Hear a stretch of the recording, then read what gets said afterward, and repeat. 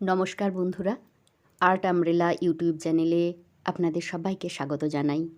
আশা করি আপনারা সবাই ভালো আছেন। আজ আমি ফার্ন স্টিচ এবং টিউলিপ স্টিচ এই দুটো মিলিয়ে একটা সুন্দর ডিজাইন তৈরি করেছি। সেই ডিজাইন কিভাবে বানিয়েছি সেটা আপনাদের সঙ্গে শেয়ার করতে চাই। আর তার জন্য আমি প্রথমেই ছবিটা এঁকে নিয়েছি।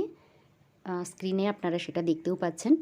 প্রথমে আমরা ফার্ন স্টিচটা কমপ্লিট করব।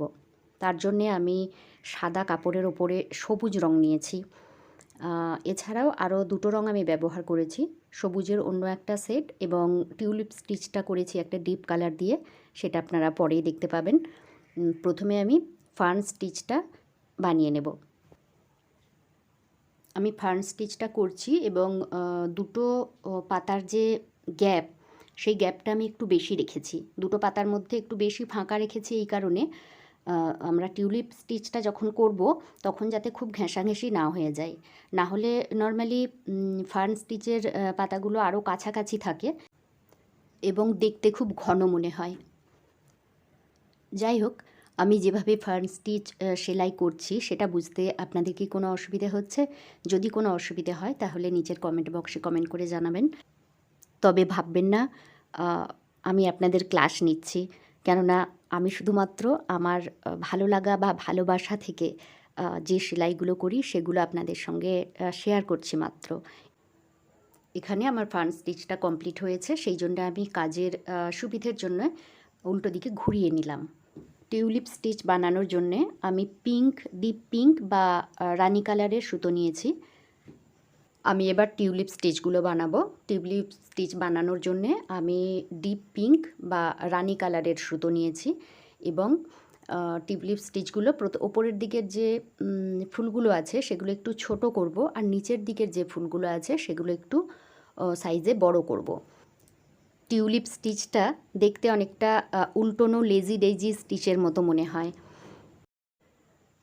তবে লেজি ডেইজি স্টিচে টিউলিপ স্টিচের মতো নিচের দিকে ছোট ছোট দুটো বা চারটে পাপড়ি থাকে না, কিন্তু এখানে টিউলিপ স্টিচে দুটো বা চারটে পাপড়ি থাকে।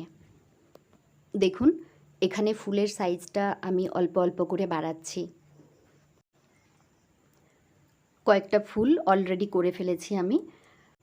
সবগুলো দেখাতে গেলে প্রচুর টাইম লেগে যাবে আর ভিডিওটাও লম্বা হয়ে যাবে। এখন আমি সবুজ সুতোর এই সেটটা ব্যবহার করব।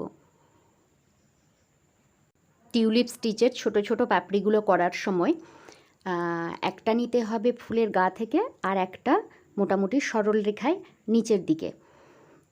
আমরা এই যে নিচের দিকে যে সরল রেখার পাপড়িটা করছি, এরপরে আমরা দেখব এটা গা থেকে নিচ্ছি। গা থেকে নিয়ে সুতোটা গলিয়ে নিলাম, গলিয়ে বাঁ দিকের অংশটাও আমি প্রায় গায়ের কাছাকাছি আমি এটা দিলাম টিপটা। আর এটা প্রায় সরল রেখা, ফুলের নিচে 90 ডিগ্রিতে আমরা এই ছোট পাপড়িটা করব। মানে দেখে অনেকটা স্ট্রেট লাইন বলে মনে হয়।